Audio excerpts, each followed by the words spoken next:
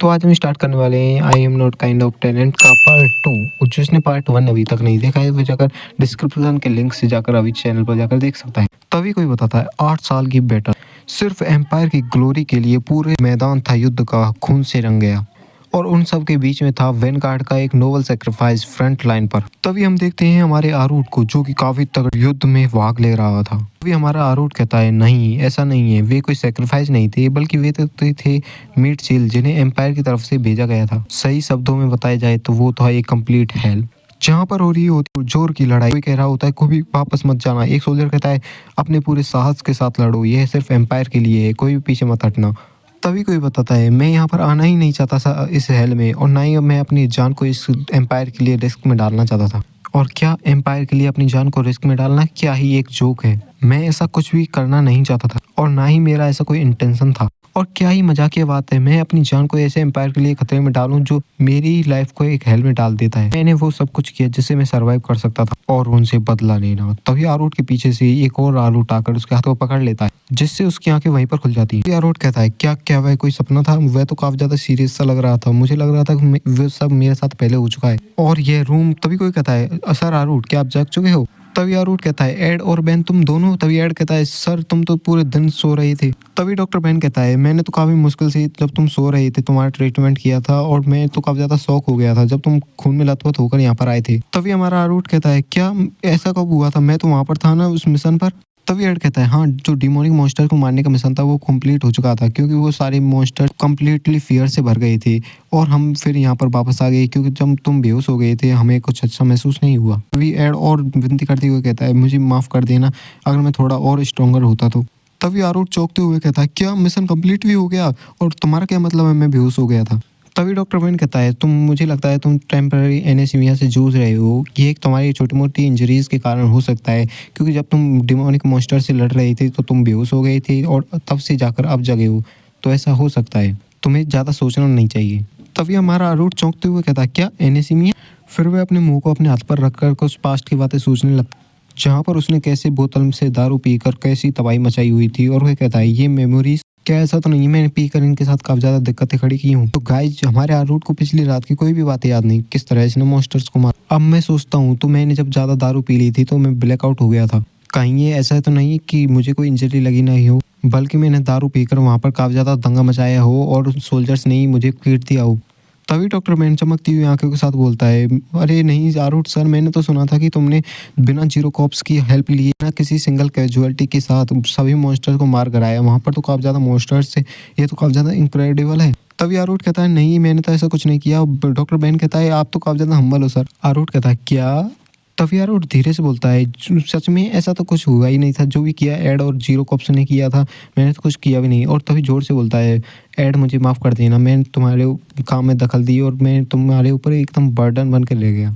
जिसे सुनकर एड भी थोड़ी देर के हैरान हो जाता है। तभी एड कहता है नहीं सर ऐसा कुछ नहीं है, तुम तो काफ़ी ज़्यादा अमेजिंग हो, आपने तो फ्रंट लाइन पर काउंटलेस मॉन्स्टर्स को मारा था, आप तो कमांडर के रूप में मेरे एक रोल मॉडल हो।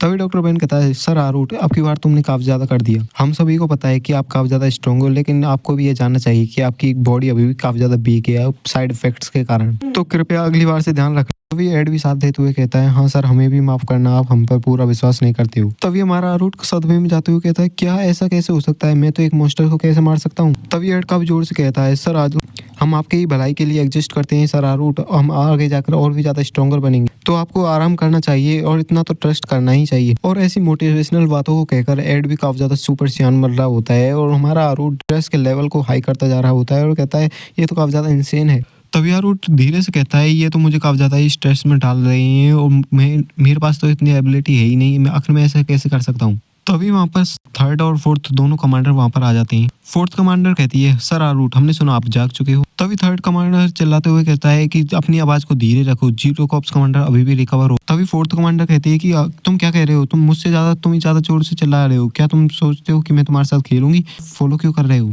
तभी थर्ड कमांडर कहता है कि ऐसे जोक मारना बंद करो, मैं तो यहाँ पर जीरो कॉप्स कमांडर को रेस्पेक्ट शो करने के लिए आया था। आरूट कहता है अब ये यहाँ पर क्यों आए हैं भाई। तभी वहाँ पर फर्स्ट कमांडर जयकार आते हुए कहता है गाइस तुम्हें यहाँ पर जाकर शर्म आनी चाहिए। वहाँ पर हमारा आरूट और भी ज्यादा हैरान तभी जेकर कहता है अगर तुम यहाँ पर इनसे मिलने ही आए हो तो यहाँ पर चुपचानी से आओ, ग्रेट करो और यहाँ से चले जाओ। क्या तुम देख नहीं पा रहे जीरो कॉप्स कमांडर यहाँ पर तुम्हारे आने से कम अनकंफर्टेबल हो रहे हैं। तभी वे दोनों आरूट की तरफ देखते हैं जिस पर आरूट का चेहरा काफी बुरा हुआ होता है। थर्ड कमांडर कहता है सर आरूट मुझे माफ करना। आरूट मन में कहता है तुम सभी भाग जाओ, बट रियलिटी में काफी कोल्ड अंदाज में कहता है आखिर मैं इन सभी से छुटकारा कैसे पाऊं, जिसे सुनकर सभी के पसीने छूट जाते हैं। और थर्ड कमांडर कहता है नहीं यार मुझे पहले ही ध्यान रखना चाहिए था कि ये जब से मिशन से लौटे हैं काफी ज्यादा सेंसिटिव है। तभी फर्स्ट कमांडर कहता है कि मैं समझ सकता हूँ कि आखिर आप कैसा महसूस कर रहे हो, लेकिन यहाँ पर डिमोनिक कासल में फाइट करने से बचो और एक दूसरे को मारो नहीं, ये भी श्योर करो। तभी आरूट कहता है क्या तुम्हारा मारने से क्या मतलब है, और अपने मन में सोचता है किल मारना, मैं किसे मार सकता हूँ, ये तो काफी मजाकिया बात है,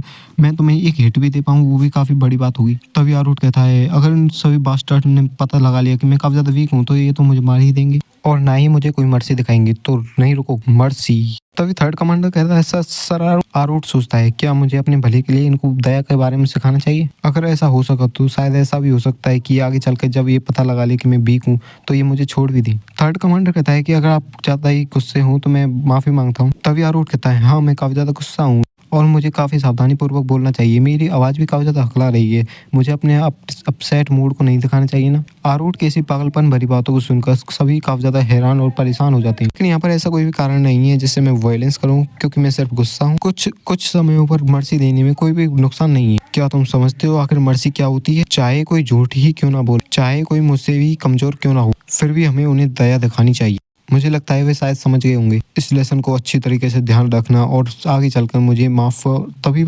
तभी सभी कमांडर्स के तोते उड़ गए होते हैं और वे कहते हैं हाँ हम इसे अपने दिमाग में रखेंगे। आरूट कहता है क्या इस एटमॉस्फेयर को क्या हो गया, क्या ये इतने आसान से खत्म भी हो गया? तभी फर्स्ट कमांडर कहता है चाहे इसने हमें माफी क्यों ना कर दिया हो, यह तो फिर भी काफी ज्यादा डरावना था, मन में ही कहता है। और फिर वह आरूट से कहता है मैं काफी ज्यादा सुनता हूँ कि आपने अपने मिशन को काफी आसानी से कंप्लीट कर दिया, आप तो काफी ज्यादा ही मेहनती हो। तभी फोर्थ कमांडर काफी ज्यादा हंसते हुए कहती है कि सर आरूट मुझे काफी सारी बातें हैं जो आपसे करनी है।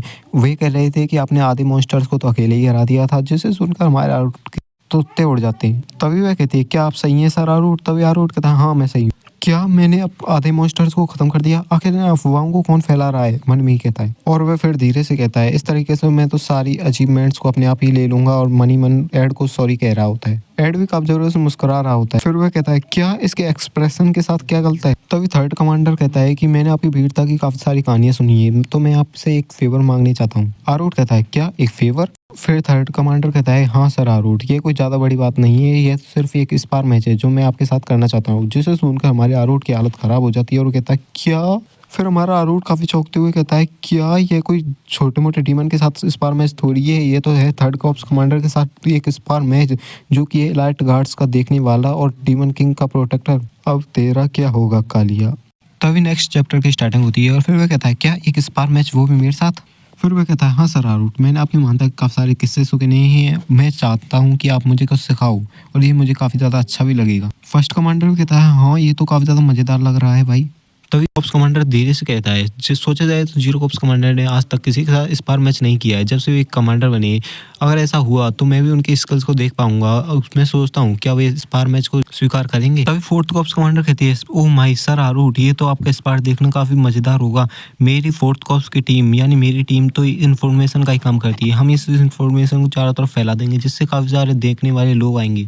तभी थर्ड कॉप्स कमांडर इरिटेट होते हुए कहता है कि मुझे नहीं फर्क पड़ता कि चाहे कोई देखने आए या ना आए, बस इतना ध्यान रखना कि वे हमें डिस्टर्ब ना करें जब हम लड़ रहे हों। तभी आरूट कहता है नहीं मैं स्पार करना नहीं चाहता, और मन में सोचता है मैं इन्हें देखकर मना भी तो नहीं कर सकता। अरे नहीं ये तो अपने आप ही सारी चीजों को डिसाइड कर लेते हैं, आखिर ये सेंस भी कैसे बनाता है, आखिर ये पॉसिबल भी कैसे हो सकता है। अगर इस मॉन्स्टर का एक भी पंच मेरे ऊपर पड़ गया तो मैं तो लाखों पीसेस में बट जाऊंगा भाई। किस पार को एक्सेप्ट करना ये तो मेरे लिए काफी परेशानी भरा होगा। फिर आरूट अपने सर को पकड़ते हुए कहता है मुझे अभी कुछ अच्छा महसूस नहीं हो रहा, क्योंकि जब से मैं मॉन्स्टर से लड़कर आया हूँ मुझे साइड इफेक्ट्स दिखने लगे हैं, तो मेरी अवे स्ट्रेंथ वापस नहीं आई है, मैं मर सकता हूँ। नहीं मैं मर जाऊंगा। अरे भाई फिर वह मन में सोचता है क्या मैं आखिर में क्या कह रहा हूँ भाई। थर्ड कॉप्स कमांडर कहता है क्या क्या वे बैटल को अवॉइड कर रहे हैं, क्या वे मुझसे लड़ना नहीं चाहते? तभी आरूट मन में सोचता है देखो इन सस्पिशियस आइज को, लगता है मैं ऐसे नॉर्मल से झूठ के साथ यहाँ से बचकर नहीं निकल सकता। तभी कोई कहता है अमेजिंग, तभी सब काफी ज्यादा हैरान हो जाते हैं और कहते हैं क्या आखिरकार एक कमांडर के सामने भी इतना अच्छा एटीट्यूड। मैं सोचता था कि आखिर एक कमांडर से या कोई भी स्पार मैच करने से क्यों अवॉइड करते हैं, लेकिन वे अपने अपोनेंट के बारे में सोचते हैं, जिसे सुनकर दोनों ही काफी हैरान हो जाते हैं और कहते हैं क्या। तभी थर्ड कमांडर कहता है क्या क्या ऐसा हो सकता है। आरूट अपने मन में कहता है क्या ये क्या है। तभी फर्स्ट कमांडर कहता है ये तुम्हारे भले के लिए ही है, इसलिए तुम्हारा प्रपोजल रिजेक्ट किया है, और कहता है कि अपने गुस्से को काबू कर पाना अभी इनके लिए काफी ज्यादा ही मुश्किल होगा, क्योंकि इन्होंने काफी ज्यादा टाइम नहीं हुआ है अपनी बैटल को किए हुए। तभी थर्ड कमांडर कहता है क्या इसका मतलब है कि अगर इस एक बार स्पार मैच चालू हुआ तो वो मेरे अंत के साथ ही खत्म होगा। और थर्ड कमांडर अपने मन में सोचता है अब जीतने का इतना अलग लेवल का कॉन्फिडेंस भाई साहब मेरे पास भी कभी नहीं था। मैं भी सोचता था कि दूसरे कमांडर से लड़कर मैं भी जीत जाऊंगा, लेकिन मुझे कभी भी ये कॉन्फिडेंस नहीं हुआ कि मैं सच में ही जीत जाऊंगा पूरे मैच को। आखिर ये किस प्रकार का बंदा है भाई। तो आखिर यही वो टैलेंट है जिसे डीमन किंग भी एक्नॉलेज करते हैं। तभी थर्ड कमांडर कहता है सर आरूट मैं इससे काफ़ी ज़्यादा दुखी तो हुआ हूँ, पर मैं अपनी विक्ट्री को पूरी गारंटी के साथ नहीं कह सकता, और ना ही ये कह सकता कि मैं जो इस बार मैच होगा उसमें जिंदा ही बचकर वापस आऊँगा। अब मेरे पास वो जिगरा नहीं रहा आपसे लड़ने का। सर आरूट मुझे माफ़ करना। चाहे कुछ भी हो इसने मेरे प्राइड को तो हर्ट किया है, लेकिन मैं आपका शुक्रिया करना चाहूंगा, आपने मेरे बारे में सोचा। आरूट भाई अलग ही सदमे में और कहता है क्या वह मान गया। तभी एड भी अपने मन में सोचता है कि सर आरूट जैसा कि इनसे सोचा ही गया था, सभी कमांडर इनकी काफ़ी ज़्यादा रेस्पेक्ट करते हैं और ऐसा होना भी चाहिए। तभी आरूट कहता है मुझे तो समझ में तो नहीं आया आखिर क्यों, लेकिन ये अब के लिए तो टल ही गया। तभी थर्ड कॉप्स कमांडर काफ़ी ईविल से स्मर्क के साथ कहता है इसके ऊपर अभी भी गिव अप नहीं किया है। जब मैं अपनी एक इनफ स्ट्रेंथ और कॉन्फिडेंस को इकट्ठा कर लूँगा कि मैं मर नहीं पाऊँगा एक स्पार मैच में, तब मैं फिर से आपको रिक्वेस्ट दूंगा एक स्पार मैच करने की। और भाई आरूट अपने मन में ही रोते हुए कहता है नहीं मैं नहीं करना चाहता भाई। फिर थर्ड कॉप्स कमांडर कहता है जब से मैंने इनसे प्रॉमिस किया है तो मुझे काफ़ी ज़्यादा फायर सी महसूस हो रही है, अब तो मैं ये करके ही दिखाऊंगा। तभी आरूट भाई बगल से कहता है कृपया एक बार मुझे भी तो सुन लो कोई। और फिर थर्ड कॉप्स कमांडर वहां से जाते हुए कहता है तो सर आरूट मैं यहाँ से जा रहा हूँ ट्रेनिंग के लिए, और हमारा आरूट उसे रोकने के लिए कह ही जाता है। और फर्स्ट कॉप्स कमांडर कहता है कि अब तो वो जा चुका है। तभी फर्स्ट कॉप्स कमांडर कहता है अब तक उसके पास कोई एम्बिशन नहीं था, अब उसके पास एक काफ़ी ज़्यादा तगड़ा मकसद आ गया है, तो अब वह काफ़ी अच्छे से चीज़ों को करेगा। अब ये तो काफ़ी अच्छी बात है। फोर्थ कॉप्स कमांडर कहती है कि हाँ ये वह काफ़ी ज़्यादा चिल्लाने वाला व्यक्ति है। वहीं कोने में हमारा आरूट कहता है ये तो मुझे पागल कर देंगे भाई। वहीं पर हमारे आरूट के सर में दर्द होने लगता है। एड कहता है सर आरूट क्या हुआ, क्या आपको फिर से बुखार आ रहा है। तभी एड कहता है कमांडर्स कृपया मुझे माफ़ करना, सर आरूट को अब रेस्ट चाहिए। फर्स्ट कमांडर कहता है मुझे माफ़ करना और मैं आशा करता हूँ कि आप जल्दी ठीक हो जाओ। फोर्थ कमांडर भी कहती है कि अच्छे से रेस्ट करना और अच्छे से रिकवर भी हो जाना। और भाई हमारे आरूट की तो भाई सिट्टी पिट्टी गुल हो जाती है और वो कह रहा होता है मुझे यहाँ से निकलना होगा, मुझे यहाँ से निकलना होगा, मुझे यहाँ से निकलना होगा। तभी फर्स्ट कॉप्स कमांडर भी कहता है सर आरूट जब आप थर्ड कॉप्स कमांडर के साथ एक स्पार मैच कर लोगे तब मैं भी आपसे पूछूंगा एक स्पार मैच करने की। जिससे सुनकर थोड़ी देर तो सन्नाटा छाता है। फिर भाई आरूट बेहोश होकर नीचे गिर पड़ता है और अब तो सिर्फ एक ही बात रट रहा होता है मुझे यहाँ से निकलना होगा। फिर हमें दिखाया जाता है किसी का वो होता है हमारा आरूट जो कि कहता है ये तो काफ़ी ज़्यादा थका देने वाला था, मैंने बड़ी मुश्किल से वैक्सीन करना मैनेज किया। पहले तो वो एड जो कि कह रहा था कि हमें जीरो कॉप्स को देखना चाहिए, वो आपको देखना चाहते हैं और ना जाने क्या क्या। और एक बैंड डॉक्टर जो कि कहता है कि हम हमेशा रूम में पड़े रहना भी अच्छा नहीं है, आपको थोड़ी बहुत एक्सरसाइज करनी चाहिए जिससे आप अच्छी रिकवरी पा सको। और बीच में थर्ड कॉप्स कमांडर भी मिल गया था जो कह रहा था कि आप जीरो कॉप्स को देखने जा रहे हो तो देखो मैं भी काफ़ी ज़्यादा मेहनत कर रहा हूँ, आपको हरा के ही रहूँगा। और यहाँ पर हमारा आरूट का सर तो फटा जा रहा होता है। वह कहता है क्या आखिर ये सब मुझसे क्या चाहते हैं, सिर्फ मुझे अकेला छोड़ दो। और एक पत्थर को लात मारते हुए फेंकता है जो कि जाकर किसी की टपली पर लगता है, जो कि होते हैं 3 पागल डीमंस। और एक कहता है आखिर कौन है वहाँ पर, और तभी उसे कुछ महसूस होता है। वहाँ पर होता है हमारा आरूट जो कि उनसे माफी भी मांग रहा होता है। वह कहता है मुझे माफ करना। और वे तीनों डीमन काफी ज्यादा घबरा जाते हैं और कहते हैं सर आरूट मुझे माफ करना, सर आरूट हम आपको ग्रीट करते हैं और हमने आपको डिस्टर्ब किया तो हमें माफ करना। आरूट कहता है डिस्टर्बेंस से तुम्हारा क्या मतलब है।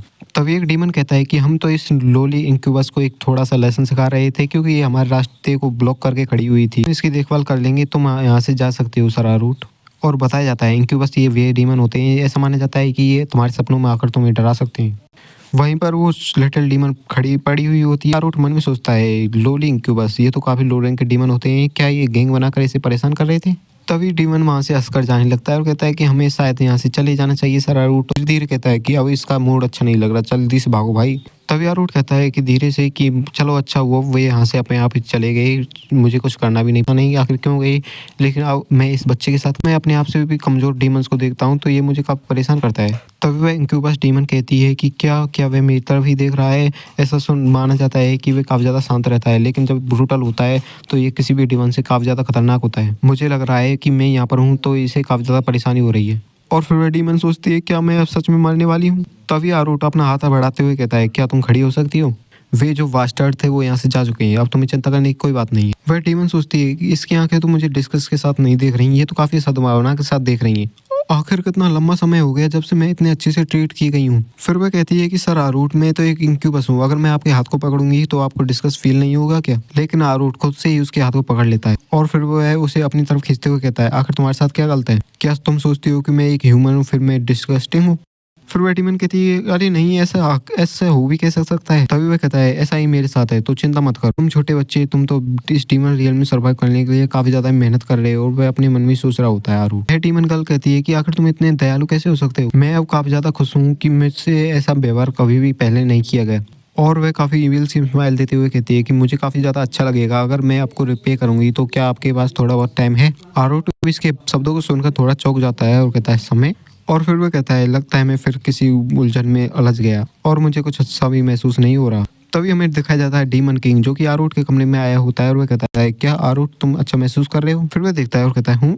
आरूट कहाँ गया? इसी के साथ ये चैप्टर एंड हो जाता है। वीडियो को लाइक और चैनल को सब्सक्राइब करें नए चैप्टर्स के लिए और कमेंट में नेक्स्ट पार्ट जरूर लिखें।